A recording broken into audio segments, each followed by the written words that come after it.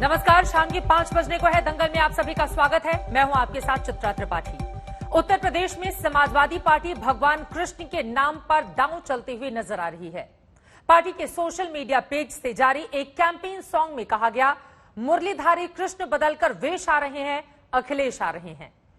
तो क्या बीजेपी के राम मंदिर के मुद्दे के जवाब में अखिलेश यादव भगवान कृष्ण के नाम पर 2022 का चुनाव लड़ने जा रहे हैं?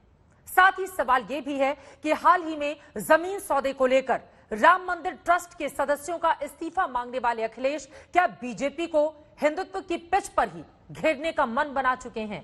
आज का दंगल इसी पर शुरू करेंगे, लेकिन उसके पहले यह रिपोर्ट देखिए। अयोध्या में राम मंदिर निर्माण की शुरुआत के बाद उत्तर प्रदेश का पहला चुनाव 2022 में है। लिहाजा राम मंदिर मुद्दे के इर्द गिर्द माहौल बनना शुरू ही हो रहा था कि समाजवादी पार्टी के कैंपेन ने हिंदुत्व के पिच पर नया दांव रख दिया।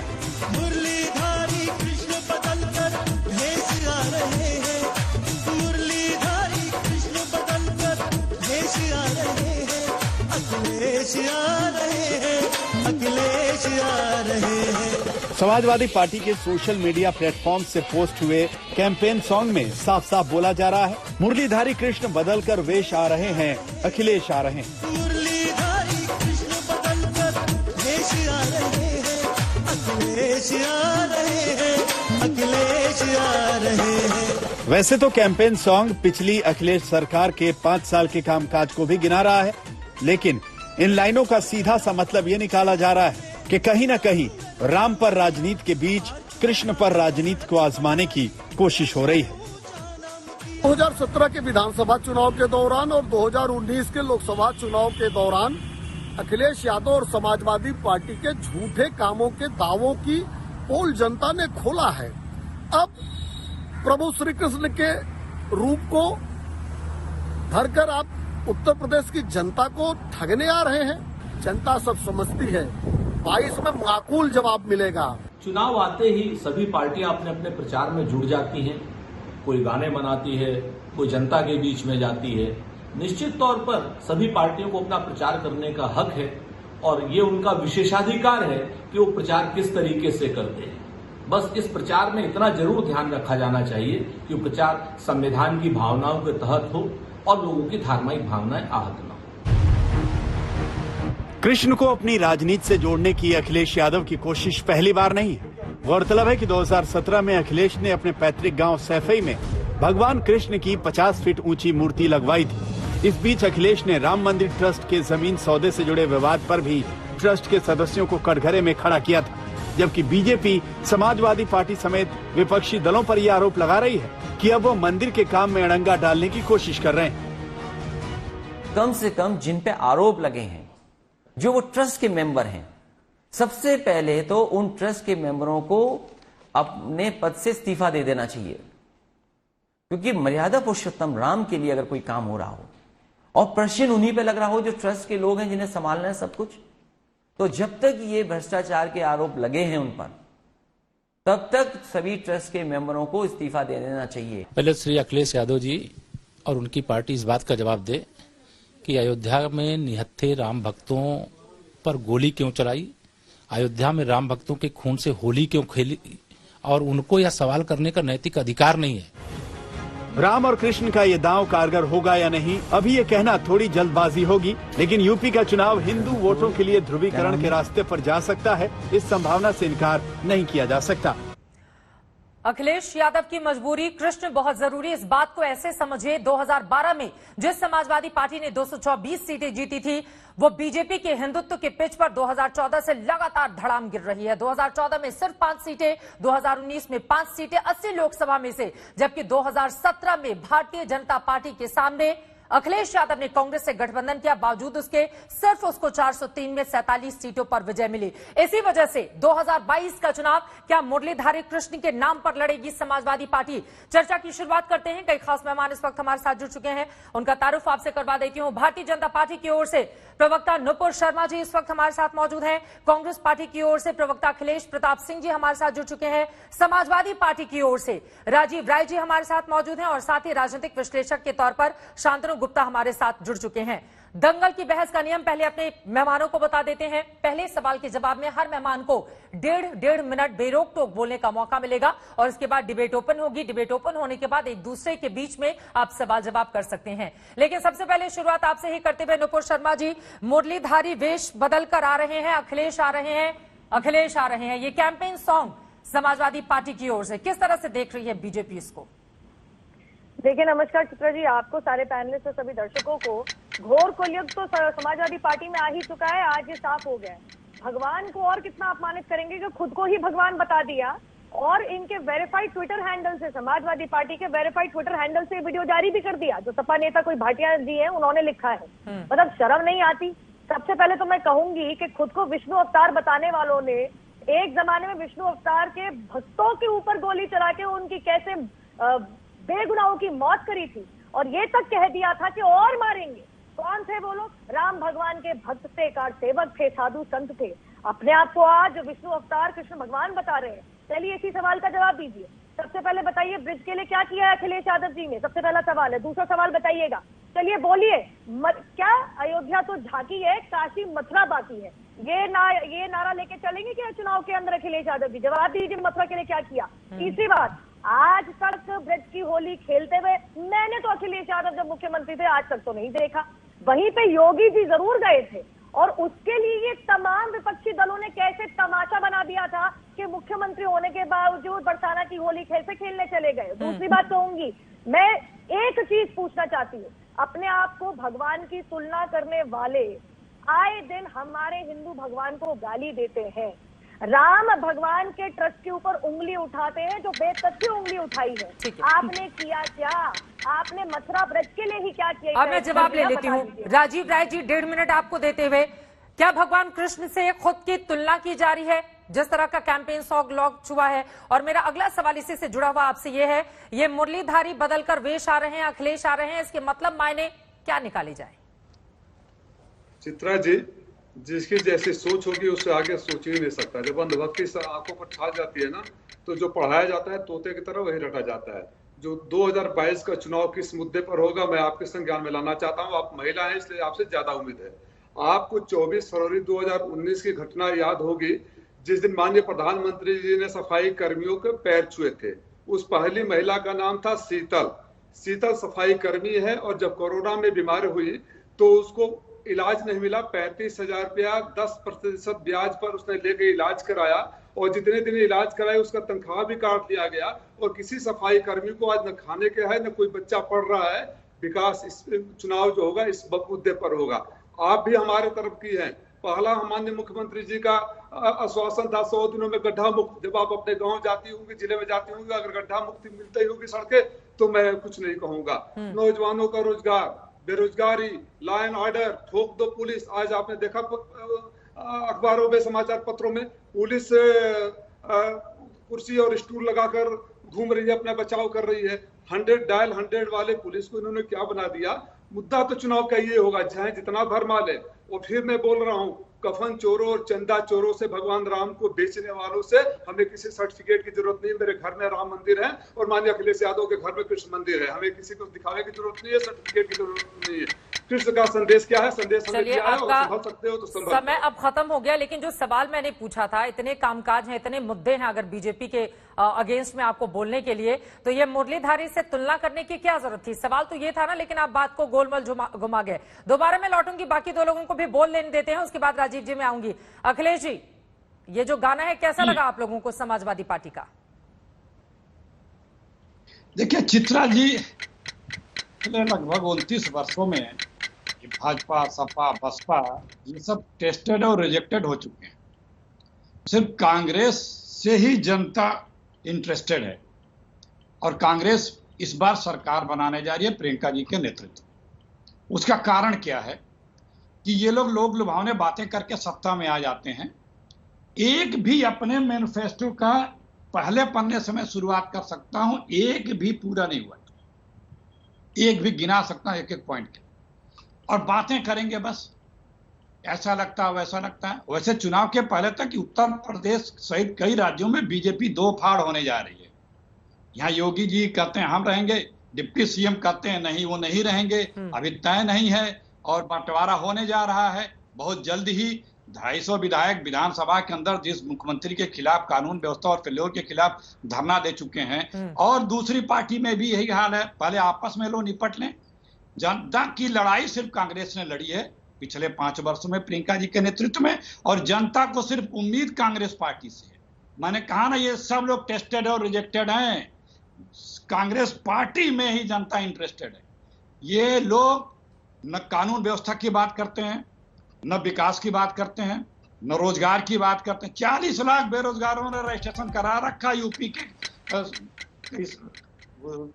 अपना नौकरी के लिए। भी वक्त खत्म हो गया है, रोजगार नहीं है। दोबारा मैं लौटूंगी, लेकिन अखिलेश जी जब अपनी बात को आप आगे बढ़ा रहे थे तो मैं सोच रही थी ये 7% के आसपास जो पार्टी इस वक्त उत्तर प्रदेश में खड़ी है, ये 50% के आसपास पहुंचने वाली पार्टी को कैसे क्रॉस करेगी। और मैंने सवाल पूछा था कि गाना कैसे लगा समाजवादी पार्टी का, जिसके साथ 17 का आपने चुनाव लड़ा था। उस पर तो आपने कुछ बोला नहीं। लौटूंगी मैं आपके पास, लेकिन शांतनु जी अब मैं सीधे आपका रुख करते हुए, क्योंकि एक तरफ भगवान राम की पिच पर ताबड़तोड़ बैटिंग करके हम सब ने देखा भारतीय जनता पार्टी यूपी में कहां से कहां पहुंच गई, तो अब उसी राह पर निकल चुके हैं समाजवादी पार्टी के मुखिया अखिलेश यादव भी। तो दिक्कत किस बात की है?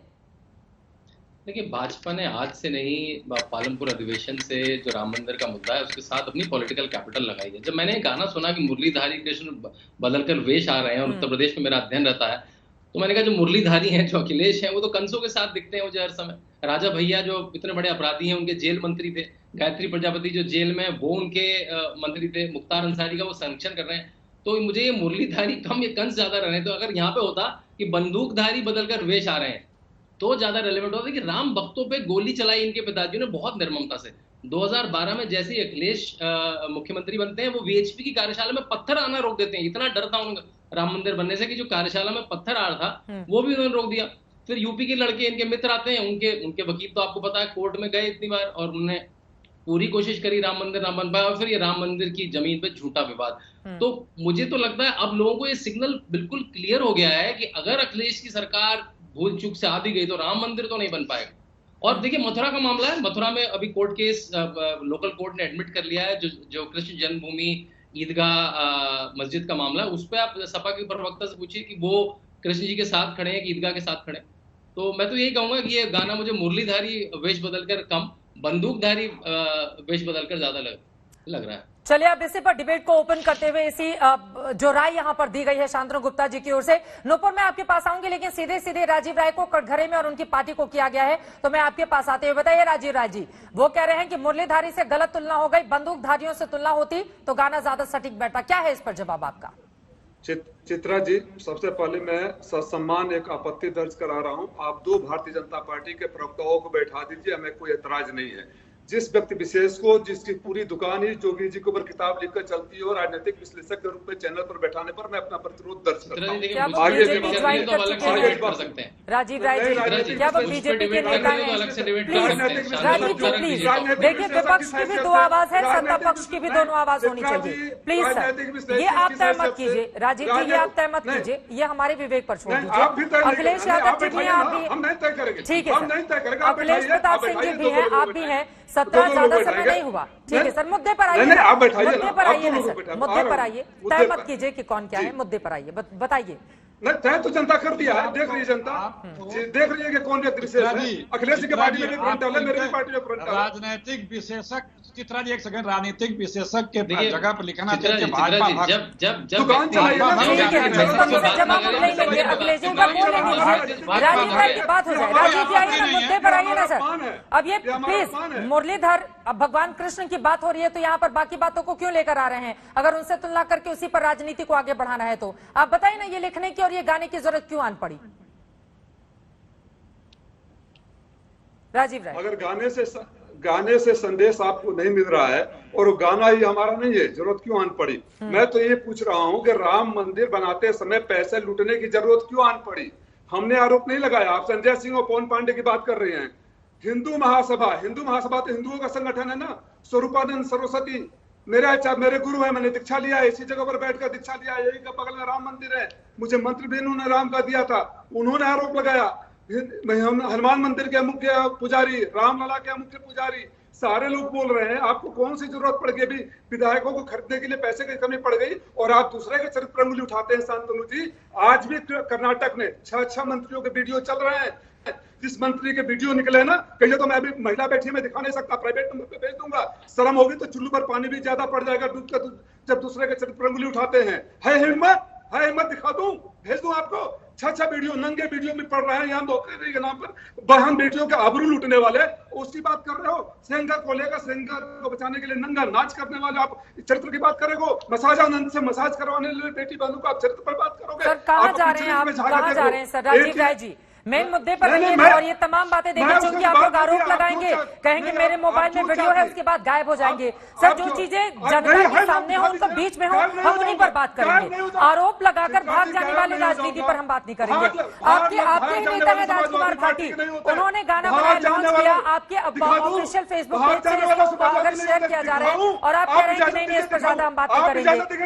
मुद्दे पर आइए ना सर, मुद्दे पर आइए ना राजीव राय जी, जिस मुद्दे पर चर्चा करने के लिए बैठे हैं, ये तरीका ठीक नहीं है। ये तरीका ठीक नहीं है कि मेरे मोबाइल में जो वीडियो है मैं उस वीडियो पर यहाँ पर राजीव राय जी तो घेरिए ना आप मुद्दों पर। आप ये मत कहिए कि मेरे मोबाइल में वीडियो है और उस वीडियो पर मैं डिबेट करूंगा। जो चैनल पे चल रहा है उस पर आप डिबेट कीजिए प्लीज, थोड़ा सा मर्यादा का ध्यान रखिए। नुपुर शर्मा जी, ठीक है, आपने जो आरोप लगाए हैं बीजेपी पर उसका जवाब दीजिए। नुपुर शर्मा, ठीक है। चित्रा जी मैं इनके ऊपर नहीं बोली, अपेक्षा रहेगी मेरे ऊपर नहीं बोलेंगे। कमाल की बात है चित्रा जी, सच में बताऊंगी, रोटी चुराने वाले, सैफई और इफ्तार रोजे पार्टी पे देश प्रदेश का पैसा खर्च करने वाले कह रहे हैं विकास नहीं हुआ और दूसरे चोर हैं और दूसरे भ्रष्टाचारी हैं। मतलब खुद तो चुरा ली टोटी तक छोड़ी नहीं और दूसरे को चोर बता रहे, शर्म नहीं आ रही? दूसरी बात, एक विशेषज्ञ से डरने वाले कैसे घबरा गए थे, अभी तो मुझे हंसी आ रही थी टीवी के ऊपर बैठ के। ये चुनाव जीतने का दावा कर रहे हैं। आज तक हिंदुओं को कुछ मिला नहीं। मैं इनके ऊपर नहीं बोली, मैं आपसे प्लीज रिक्वेस्ट करूंगी चित्रा जी ढंग से डिबेट करें। अंसारी और अतीक जैसे अपराधियों को संरक्षण और बचाव करने वाले आज अपने आप को मुरलीधारी बता रहे हैं, उनका वेश बता रहे हैं, अपने आप को भगवान बता दिया। और शर्म तो इनको तब आनी चाहिए, वो पार्टी जिसमें बलात्कारियों को बच्चे जिनसे गलती हो जाती है ये कह के बुलाया जाता है। अरे वो अखिलेश यादव जो एक महिला पत्रकार से बुलंदशहर के रेप के बाद, बलात्कार के बाद कहते हैं तुम्हारे साथ तो नहीं हुआ, तुम क्यों घबरा रही हो? अरे वो समाजवादी पार्टी जो एक अन्य महिला नेता के निक्कर का रंग पूछने में ज्यादा इंटरेस्टेड है, मतलब कि आजम खान। अरे वो समाजवादी पार्टी जिसकी भौजाई को नहीं छोड़ा जाता, वो वीडियो ने सब कुछ दिखा दिया पूरे देश को कि भौजाई स्टेज पे है और आपके सारे सफाई गुंडे कैसे उनके ऊपर ही चढ़ पड़े। आज बता रहे हैं कि महिलाओं की इज्जत कैसे की जाएगी। साफ सी बात तो ये, अगर आपको पता ना हो, वो आयुष्मान भारत योजना जिसने 1.25 करोड़ परिवारों को कवर किया है, वो उत्तर प्रदेश जिसमें 70 सालों में सिर्फ 12 मेडिकल कॉलेज से आज 30 बना दिए गए हैं, वो उत्तर प्रदेश की सरकार जहाँ पे आपने 5 सालों के अंदर 2 लाख सरकारी नौकरी दी, वहीं पर 4 सालों के अंदर योगी सरकार ने 4.5 लाख नौकरी दे दी और 2 करोड़ एम्प्लॉयमेंट की और अपॉर्चुनिटीज जनरेट कर दी। आपको मुद्दे पे बात करनी है, कीजिए, वीडियो दिखा दूंगा। अरे वीडियो दिखाने वालों, गायत्री प्रजापति पे फटकार लगने के बाद ही सर्वोच्च न्यायालय की फटकार किया था। थोड़ी शर्म होती तो बलात्कारी को जेल में डालते, थोड़ी शर्म होती तो भौजाई को बचा लेते, थोड़ी सी शर्म होती तो आजम खान को पार्टी से बर्खास्त कर देते, थोड़ी शर्म होती तो नेताजी को कहते शर्म करो कि बलात्कारियों को बच्चा बताते हो, शर्म करो। ये देखिए बेशरम आदमी, ये फौज वीडियो नहीं है। क्या वीडियो दिखाओगे? मर्यादा महिलाओं से बात करने की तमीज है। ये बात कर रहे हैं, ये महिलाओं की इज्जत की बात कर रहे हैं, वीडियो दिखाने की धमकी दे रहे हैं। ये महिला को वीडियो दिखाएंगे, धमकी दे रहे हैं यहाँ पे महिलाओं को वीडियो दिखाने के केस में इनके ऊपर एफआईआर दर्ज होनी चाहिए। क्या नुपुर शर्मा, मैं भी उत्तर प्रदेश की हूँ, है करके मैं भी खिला सकती हूँ। राय जी है हिम्मत, आप में हिम्मत है कि महिला की इज्जत कर लो, आप मुझे धमकी दे रहे हो, क्या कह रहे हो?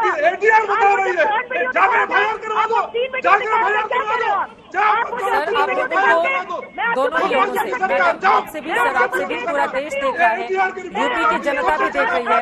अगर महिलाओं को लेकर ही डिबेट करनी है तो कम से कम उसमें मर्यादा का पालन हम करें। ठीक है सर, महिलाओं की बात करते हुए नुपुर जी प्लीज आप दोनों से ही ये व्यक्तिगत टिप्पणी, और कम से कम जब भी हम महिलाओं की बात करें तो एक दूसरे पर निजी हमले नहीं करें। किसी भी महिला की अस्मिता से जुड़ा हुआ मामला बहुत ज्यादा संवेदनशील होता है। प्लीज थोड़ा एक दूसरे पर इस तरह का आक्षेप नहीं लगाए, दोनों ही लोगों से यह गुजारिश है। हम मेन मुद्दे पर रहते हैं। ठीक है नुपुर जी, ठीक है ठीक है, मैंने उनको करेक्ट किया था इस पूरे मुद्दे पर, मैंने उनको करेक्ट किया था। अखिलेश जी में आ रही हूँ, ठीक है प्लीज, किसके मोबाइल में क्या वीडियो है उस पर यह डिबेट नहीं रखी गई है।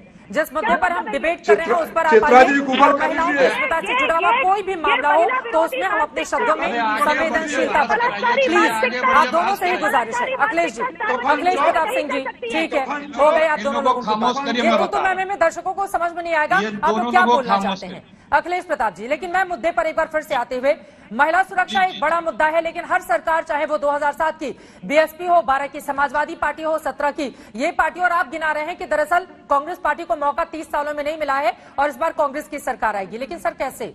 यहाँ पर मैं आपका वोट प्रतिशत पिछले 5 चुनावों का देख रही थी, कहीं से भी दूर दूर तक संभावना और उम्मीद कम से कम इस वोट प्रतिशत और इस अंकगणित के हिसाब से अखिलेश जी दिखाई नहीं देती।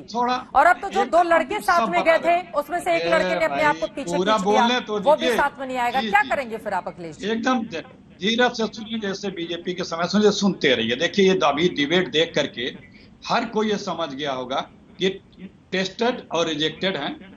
कांग्रेस पार्टी से ही जनता को उम्मीद है, वही एक जो है पार्टी लोगों को इंटरेस्टेड है, जनता कांग्रेस में इंटरेस्टेड है। ये बात देख के आपको लग गया होगा। दूसरी बात, दुनिया की पहली बार मैं खाता हूं, उत्तर प्रदेश की बीजेपी सरकार है जिसने अपराधियों से खूंखार दुर्दांत अपराधियों से खूंखार दुर्दांत मुकदमे वापस लेने के लिए बिल बना के 20,000 अपराधियों से मुकदमे वापस लेने वाले भाजपाई जब अपराध पे बोलते हैं तो बड़ी हंसी आती है। शीर्ष से लेकर के नख तक के लोगों के मुकदमे वापस हुए बीजेपी में, ये बताने की आवश्यकता नहीं है, ये तो ऑन रिकॉर्ड है। और उत्तर प्रदेश में किस तरह से महिलाओं के बलात्कारियों के साथ बीजेपी खड़ी रही है, उन्नाव से लेके हाथरस से लेके प्रदेश का कौन कौन सा जिला गिनाओ में, अब बाकायदे ओपनली डंके की चोट पे बीजेपी उन दुराचारियों बलात्कारियों के साथ खड़ी रही, डिफेंड करती रही। सिर्फ उत्तर प्रदेश ही नहीं, कश्मीर से लेकर आसाम तक रही। बताने की आवश्यकता नहीं है। आदरणीय मोदी जी के मंत्रिमंडल में भी 2 मंत्रियों पर यह आरोप लगे थे, लेकिन मंत्रिमंडल से बर्खास्त नहीं किए गए थे। तो ये लोग महिला की सुरक्षा की बात कर रहे हैं। आपको चित्रा जी याद होगा, अभी 2 महीने 3 महीने पहले ही मुख्यमंत्री के यहाँ से खुद बयान आया था कि हम लोग, मुख्यमंत्री ने खुद फोन किया जनपदों में, और मुख्यमंत्री के फोन 25 डीएम 5 कमिश्नर 30 एसएसपी ने नहीं उठाए। ये मुख्यमंत्री के फोन का हाल था। भ्रष्टाचार का सर अब ये आपके पास कहां से आया कि जो अधिकारी हैं वो मुख्यमंत्री का फोन नहीं उठा रहे हैं? और अगर इस पर आप पीठ थपथपाना चाहते हैं उन अधिकारियों की तो सवाल उनके ऊपर भी उठेंगे ही, क्योंकि एक सिस्टम होता है देश और प्रदेश में और उसी के हिसाब से सभी को काम करना होता है। ये तो बात हो गई समाजवादी पार्टी की, जो मुरलीधारी कृष्ण को लेकर आगे बढ़ने की कोशिश कर रही है। 2022 के यूपी चुनाव में बीजेपी का चेहरा क्या मुख्यमंत्री योगी आदित्यनाथ ही होंगे? इस सवाल पर उठ रहे कयासों के बीच यूपी के डिप्टी सीएम केशव प्रसाद मौर्य से हाल ही में जब भी बीजेपी से अगले मुख्यमंत्री का सवाल पूछा गया तो उन्होंने क्या कहा, जरा आप सुनिए। केशव प्रसाद मौर्य के अनुसार 2022 में भाजपा का चेहरा कौन होगा? ये केशव प्रसाद तय करते हैं क्या?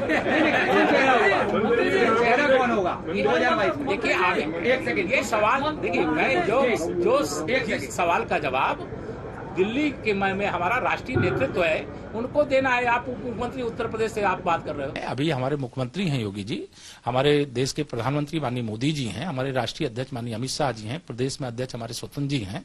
हमारा पार्टी का एक सामूहिक नेतृत्व है, सब लोग मिलकर के लड़ते हैं और मिलकर के लड़ते हैं और मिलकर के लड़कर के जीतते हैं, और जीत करके भाजपा की सरकार बनती है तो सबका साथ, सबका विकास, सबके उत्थान के लिए काम। चेहरा कौन होगा? क्या योगी जी के लीडरशिप में ही चुनाव लड़ा जाएगा, वही चेहरा होंगे मुख्यमंत्री का अगले 2022 में? मैं कई बार ये बात कह चुका हूं कि भारतीय भारतीय जनता पार्टी सपा, बसपा, कांग्रेस की तरह कोई प्राइवेट लिमिटेड कंपनी की तरह संगठन नहीं चलता है। हमारा नेतृत्व है और नेतृत्व जो तय करता है उसके हिसाब से हम लोग काम करते हैं। नेतृत्व कोई भी बात तय करेगा, हमारी पूरी पार्टी उस निर्णय के साथ एकजुट होकर के फिर से भारतीय जनता पार्टी का परचम उत्तर प्रदेश में लहराने का काम करेंगे। 22 भी जीतेंगे, 24 भी जीतेंगे। चेहरा कौन होगा, किनके चेहरे पे लड़ा जाएगा, बदलाव नहीं बदलाव, यह मेरा विषय नहीं है।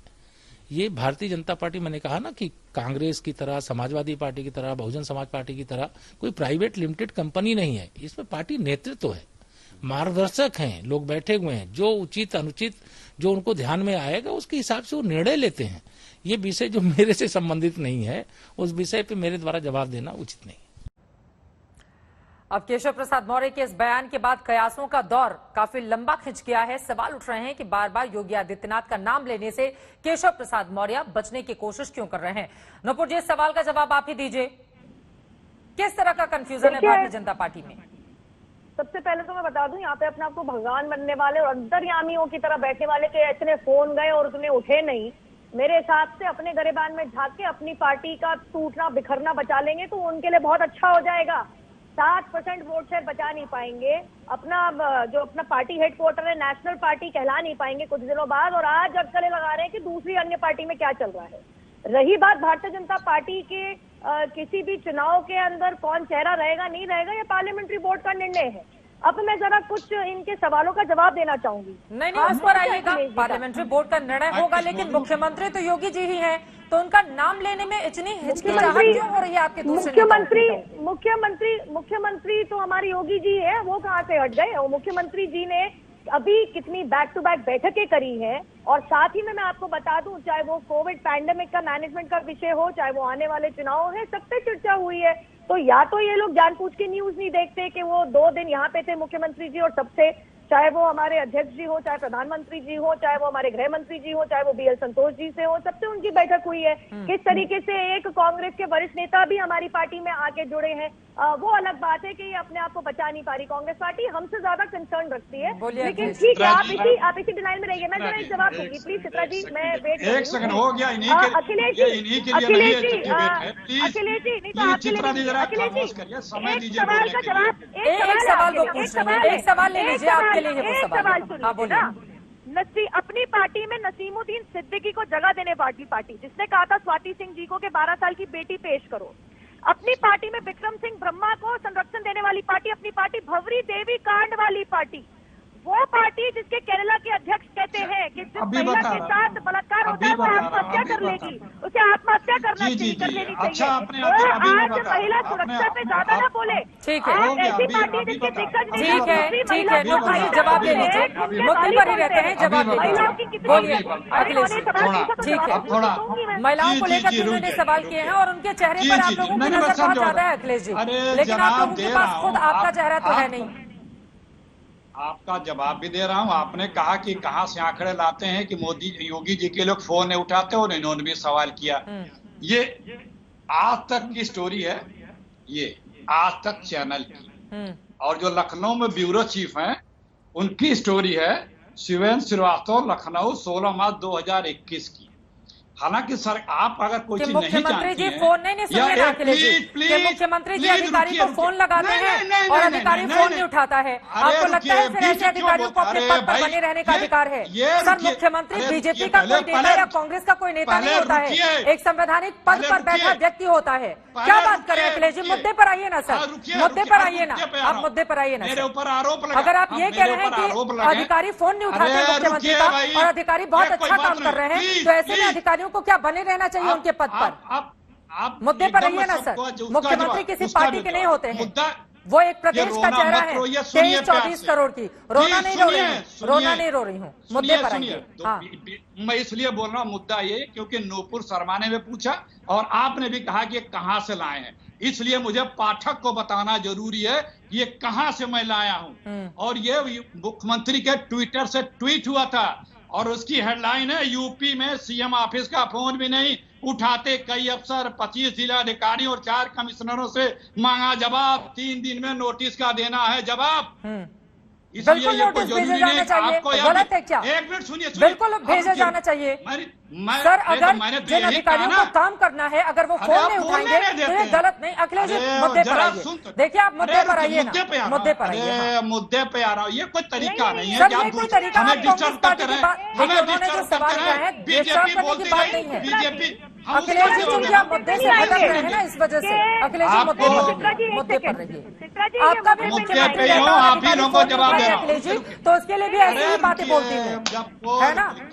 आ जाइए, मुद्दे पर आ जाइए। रुकिए प्लीज, वही बोलिए बोलने देंगे अखिलेश जी, तो आपका मुद्दे पे चेहरा आऊंगा। कौन है? आपका चेहरा कौन है? नेता जब पहुंचते हैं राहुल गांधी के पास जवाब देने दीजिए, जवाब देने, फिर आप इनको बीच में बंद कराइए, इनको म्यूट कराइए, नूपुर जी प्लीज इनको एक बार उनको इनको बोलने म्यूट कराइए, एक बार इनको उनको म्यूट बोलने कराइए, खेलिए सर, एक बार इनको म्यूट कराइए, ठीक है सर, इनको म्यूट कराइए, ये आ गए। नूपुर जी प्लीज, नूपुर शर्मा जी प्लीज एक बार उनको बोलने दीजिए। अखिलेश जी बोलिए प्लीज।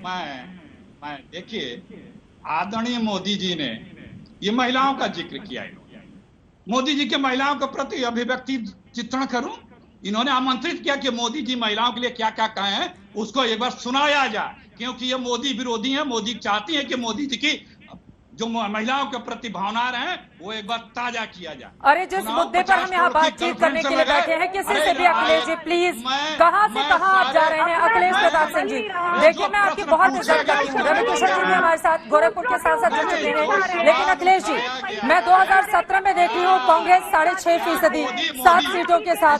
2019 में देख रही हूँ कांग्रेस 6.5%, 1 सीटों के साथ। 2014 में कांग्रेस पार्टी 2 सीटें 7.5% के साथ। सर ऐसी स्थिति आपकी, आपको विकल्प क्यों नहीं मान लेती है वहाँ की जनता? यही तो बड़ा सवाल है ना सर, आप मुद्दे पर नहीं रहते। अखिलेश जी बहुत बड़ी दिक्कत है आपके साथ। चलिए गोरखपुर के सांसद जुड़ गए हैं, रविकिशन जी हमारे साथ मौजूद है, मैं सीधे उनसे बातचीत करूंगी, बाकी लोगों की आवाज जाऊंगी। प्लीज सर, मुद्दे पर जो नहीं रहेगा उससे बेकार की बहस करने के लिए यहाँ पर वक्त नहीं है। प्लीज पूरी रिस्पेक्ट के साथ, पूरी रिस्पेक्ट के साथ, पूरी इज्जत के साथ। रविकिशन जी जरा ये बताइए, भारतीय जनता पार्टी के भीतर आप भी दिल्ली हेडक्वार्टर में यहाँ पर आकर बैठे हुए हैं, मंत्रिमंडल विस्तार के कयास हैं, उन सब के बीच आपके बड़े सारे जो जानने वाले हैं उस तरह की खबर दे रहे हैं कि आपको भी हो सकता है मंत्री बनाया जा सके। इन सब कयासों के बीच में सवाल ये उठ रहे हैं कि केशव प्रसाद मौर्य जी जब भी उनसे सीएम को लेकर सवाल पूछा जाता है, योगी आदित्यनाथ का नाम वो क्यों नहीं लेते हैं? क्या चल रहा है बीजेपी में? नहीं चित्रा जी, ऐसी गलत बात है। पहली बात तो भारतीय जनता पार्टी एक संगठन है, वहां पर सबको सम्मान है, यहाँ संगठन को सम्मान है। यहाँ प्रधानमंत्री जी के साथ हर कार्यकर्ता को, हर कार्यकर्ता यहाँ मुख्यमंत्री है, हर कार्यकर्ता प्रधानमंत्री, हर कार्यकर्ता नॉर्मल है, प्रधानमंत्री भी कार्यकर्ता है। तो ये बात का डिबेट ये सब विरोधियों ने निकाला है कि मौर्य जी क्या बोलते हैं, बार बार उनको ऐसे सवाल करके। ऐसी कोई बात नहीं, मौर्य जी भी जानते हैं कि हमारे मुख्यमंत्री कौन है, हमारे प्रधानमंत्री कौन है, लेकिन एक संगठन है और यहाँ सारे कार्यकर्ता हैं Chitra ji, everybody is worker. इसीलिए पार्टी पूरे विश्व की सबसे बड़ी पार्टी है और 18 करोड़ कार्यकर्ता हैं, उसमें हमारे प्रधानमंत्री जी भी हैं, हमारे मुख्यमंत्री जी भी हैं। तो डिप्टी सीएम ऐसी कोई भी धारणा सब विरोधियों ने उड़ाई है। चुनाव के पहले इतने सारे ड्रामे, ये गाजियाबाद का ड्रामा देख लो, अब इनके सपा के लीडर कह रहे हैं हम लोग भगवान कृष्ण के रूप में अवतरित होंगे, तब कोई अब कांग्रेस से कोई आएगा बोले हम भगवान परशुराम बन के आएंगे। तो ये सारे ड्रामे हैं, ये राम मंदिर को खींचे वो फ्लॉप हुआ, गाजियाबाद में इनका चोर पकड़ा गया, इनके ट्विटर पे सारी चीजें, इन पर कार्रवाई हो गई, कार्रवाई इन पे FIR दर्ज हो गया। तो ये सारी चुनाव के पहले का नाम लेंगे तो वो मुरलीधर कृष्ण का नाम ले रहे हैं, तो क्या दिक्कत है? बेचैनी हो गई क्या बीजेपी के अंदर? क्यों भाई, बीजेपी भारतीय जनता पार्टी हिंदुत्व पे आती थी तो इन लोग सब लोग छाती पीटते थे, अरे हाय हिंदुत्व हिंदुत्व हिंदुत्व। अब इन लोग भगवान कृष्ण बन रहे हैं, वहां ममता जी वहां पे चंडी का पाठ करने लगी, अब कोई नहीं बोलेगा। तो ये सारे विरोधी, सारे विपक्षी, ये सारे लेफ्ट माइंडसेट के, ये सारे मोदी जी के विरोधी, भाजपा के विरोधी अब क्यों नहीं बोल रहे हैं जब इनको कोई भगवान कृष्ण। आप देखिए चुनाव आते आते 365 भगवानों का रूप ये सारे लोग धारण कर लेंगे।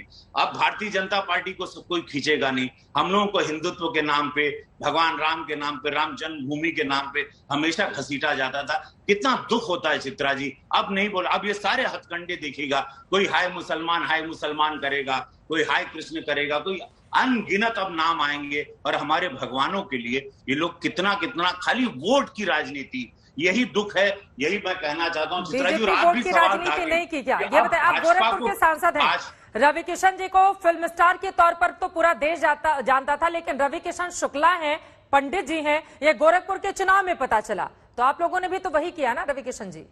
नहीं, मैं शुक्ला क्योंकि शुक्ला सारे जितने ईस्टर्न यूपी के हैं वो गोरखपुर के पास मामखोर के हैं, तो वहां जाना पड़ा उस मिट्टी पे। शुक्ला तो हूं मैं, पुजारी का लड़का हूं, ये सब जानते हैं। लेकिन रवि किशन चूंकि एक पॉपुलर नाम हो गया था पूरे देश में, विश्व में, अनगिनत भाषाओं में काम करके चित्रा जी, इसीलिए उससे वहां पर जैसे वो माटी में गया, क्योंकि मेरी जड़ें गोरखपुर के पास मामखोर, सारे शुक्ला वहीं से गर्ग गोत्र के आते हैं, तो वहां गए तो पता चला।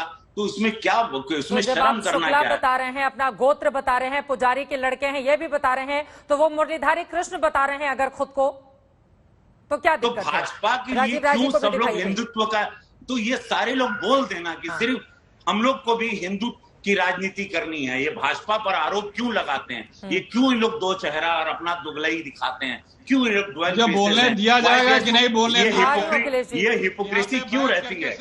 राजीव राय जी बोल के भाग जाते ठीक है, ये नहीं, किसी और को नहीं बोलने दूंगा, मैं बोलूंगा। चित्रा जी, मैं आ रही हूँ, आपको बोलने दूंगी। अरे आपसे जिस मुद्दे पर पूछते हैं उस मुद्दे पर सवाल का जवाब दे देना। राजीव राय जी अखिलेश जी, मैं आ रही हूँ ना सर, डिबेट मेरा है, अगर आप सीधे जवाब का, सर प्लीज सर, हम ब्रेक पर चले जाएंगे, आप हल्ला ही बचाते रह जाएंगे। अरे रवि किशन जी उनके ऊपर आरोप लगा रहे हैं, तो राजीव राय का जवाब तो सुन लेती हूँ ना मैं। रवि किशन तो झूठ बोल रहे हैं, रवि किशन बैठे गुड़ गाते रहे मोदी जी का, वो शमशान पे बतावे ना कि हम मरेंगे तो कहाँ जाएंगे, बता दीजिए रवि किशन जी को।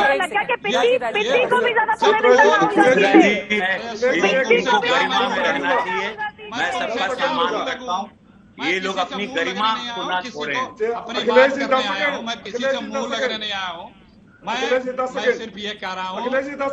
वक्त में इतने की इजाजत देता है, चलते जाके रवि किशन जी क्योंकि वो सांसद है। अखिलेश जी प्लीज एक आखिरी सवाल रवि किशन जी, केंद्र में मंत्रिमंडल में जगह मिल रही है आपको? नहीं चित्रा जी, केंद्र के लेने में हमारे राष्ट्रीय अध्यक्ष जी हैं, हम सब कार्यकर्ताओं को आके मिलना होता है, कोई ऐसा मंत्रिमंडल, कोई मंत्री नहीं बन रहा हूं मैं। चलिए वक्त की कमी है, हमारे पास तमाम मेहमानों को बहुत शुक्रिया हमारे साथ चर्चा में शामिल होने के लिए। लेकिन सत्ता पक्ष के हों या फिर विपक्ष के हों, सभी को समझना होगा कि किसी एक मुद्दे को लेकर हम यहाँ पर बहस का हिस्सा बनते हैं, और उसी मुद्दे पर अगर हम अपनी बात को आगे बढ़ाएंगे तो यकीनन कम समय में भी ज्यादा बात हम कह पाएंगे, जिसको गागर में सागर भरना कहते हैं। लेकिन मेन मुद्दे से भटक कर अगर तमाम दूसरे मुद्दों को हम लेकर आएंगे और यहां पर ब्लेम डालेंगे कि सामने वाला हमें बोलने नहीं देता है, तो यह गलत बात होगी। नीति करते करते भारतीय जनता पार्टी ने शानदार प्रदर्शन पिछले 3 चुनावों में किया है, जिसके मद्देनजर अब दूसरी पार्टियों को अपनी चुनावी पिच को बदलना पड़ रहा है। यही कारण है कि राम की पिच का जवाब देने के लिए मुरलीधारी कृष्ण के साथ अखिलेश यादव सामने आ गए हैं। अब अखिलेश यादव 2022 में भगवान कृष्ण के नाम पर अपनी राजनीति को कितना आगे बढ़ा पाएंगे, बीजेपी के सामने ये बड़ा सवाल है। आगे क्या होता है इस पर रहेगी आज तक की नजर। दंगल में अभी के लिए बस इतना ही। देश और दुनिया की बाकी खबरों के लिए आप देखते रहिए आज तक।